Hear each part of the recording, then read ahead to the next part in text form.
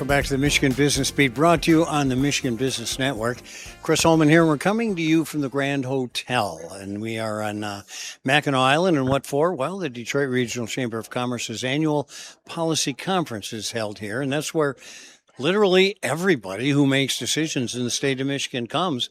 And here's a guy who contributes no end, president of Kettering, Bob McMahan. It's good to have you here, Bob. It's wonderful to be here. Thank you so much. Well, this is, it's kind of, we're in a lull right now, but there aren't many of them up here. No, this has to be pretty fruitful ground for you. Well, it's a great, it's all the incidental kind of run into people on the porch, run into people in the parlor, that kind of thing. That's where a lot of the business of the conference gets done. Which is the networking is a big part of it. Huge. And every now and then there is an announcement, which is kind of earth shaking, sometimes. Yeah.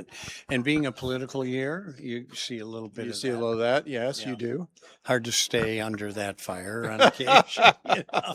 Well, how are things at Kettering? They're great. Thank you very much. We're seeing a lot of, the model has incredible power to produce graduates. The outcomes for our students are second to none. We have one of the highest starting salaries in the country. We have 99.9% of our students are employed after they graduate, that kind of thing. And that model is becoming very relevant and very interesting. So we're seeing actually increases in enrollment of students, increases in applications, increases in students coming every year over year growth, which is kind of bucking the national trend. And it has to do with what the results are of the education. Well, it's bucking the national trend, in particular in organizations your size. Absolutely. Because the big ones are still, they're okay, but it's that mid-size that are really hurting. Absolutely. Yeah. The larger universities are getting larger. Yeah.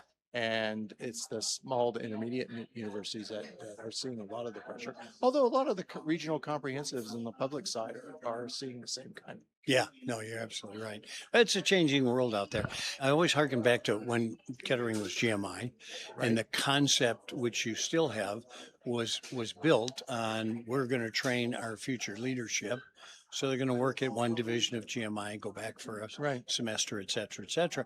But you broadened that to so many different industries.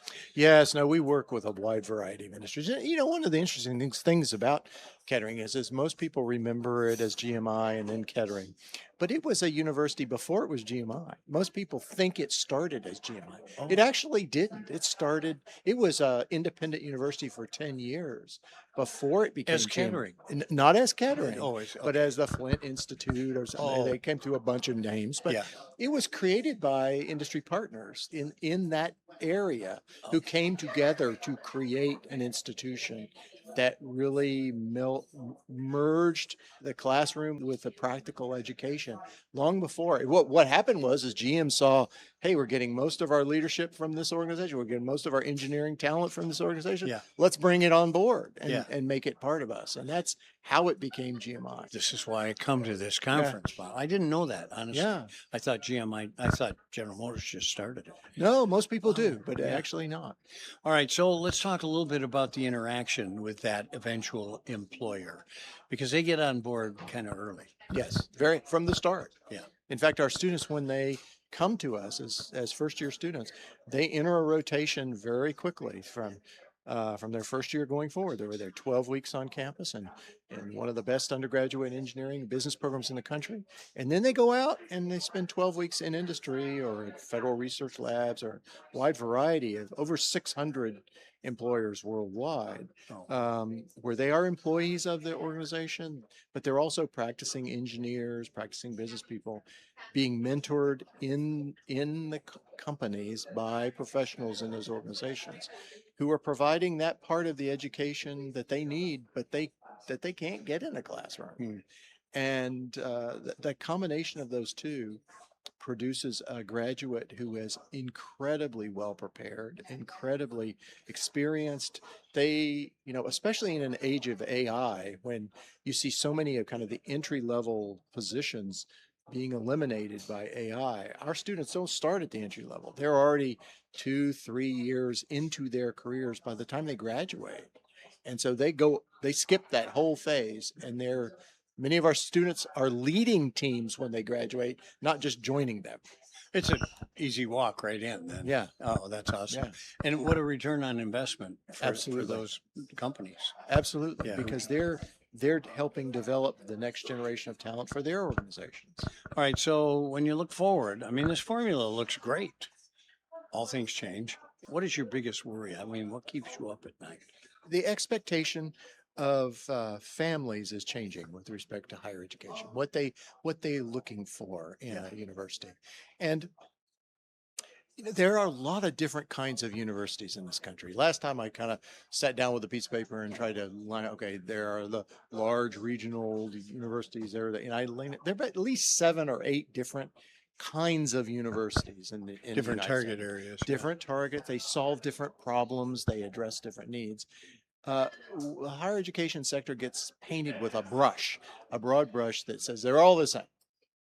And yet an institution like Kettering is this jewel Yeah. in Michigan. We've got great public universities and they're very dominant in the conversation, but we also have some smaller universities that punch way outside of their weight in terms of what they produce for the students.